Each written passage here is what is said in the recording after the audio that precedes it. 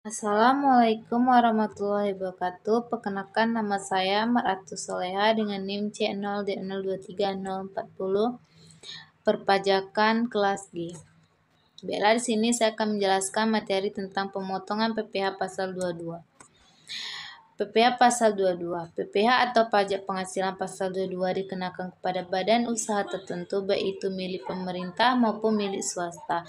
Pajak penghasilan ini dikenakan bagi wajib pajak badan yang melakukan kegiatan perdagangan ekspor, impor, dan reimpor berdasarkan Peraturan Menteri Keuangan RI Nomor 92 PMK 03 Tahun 2019 tentang perubahan kedua atas Peraturan Menteri Keuangan Nomor 253 PMK 03 2008 tentang wajib pajak tertentu sebagai pemungut pajak penghasilan dari pemberi atau penjualan barang yang tergolong sangat mewah. Pemerintah melebarkan badan-badan yang berhak memungut PPh pasal 22, yaitu menjadi wajib pajak badan yang melakukan penjualan barang yang tergolong sangat mewah.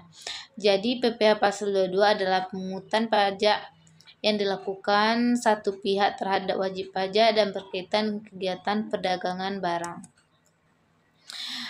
Berdasarkan UU Nomor 36 Tahun 2008, objek pajak PPh pasal 22 adalah barang dianggap menguntungkan. Maksudnya adalah baik penjualan maupun pembeli sama-sama bisa mengambil keuntungan dari transaksi perdagangan tersebut. Sedangkan subjek pajak untuk PPh pasal 22 yaitu yang pertama, badan usaha meliputi industri semen, kertas, baja, otomotif, dan farmasi.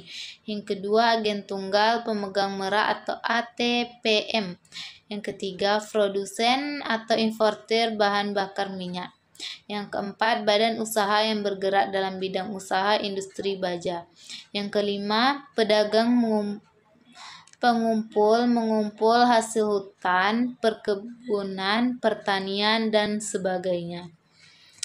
Baiklah, yang berikutnya, materi berikutnya itu tarif PPh pasal 22. Yang pertama, impor jika menggunakan angka pengena importir atau API, tarif yang dikenakan adalah 2,5% dikali nilai impor. Sementara untuk non-API, tarifnya sama dengan 7,5% kali nilai impor, dan untuk impor yang tidak dikuasai dikenakan tarif 7,5% dikali harga jual lelang.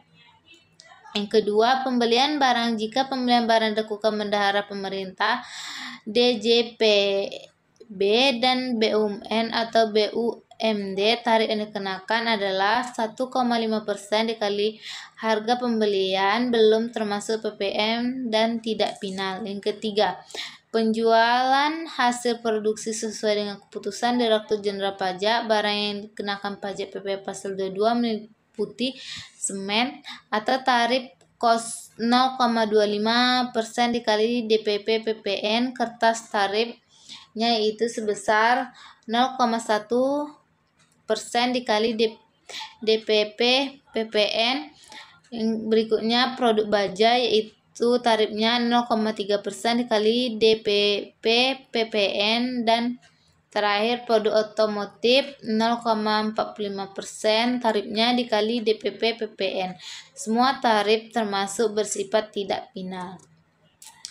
Yang keempat, pembelian bahan untuk keperluan industri. Jenis ini juga dikenakan kepada eksportir dan pedagang mengumpul dengan tarif 0,25% dikali harga pembelian, dan ini tidak termasuk PPN.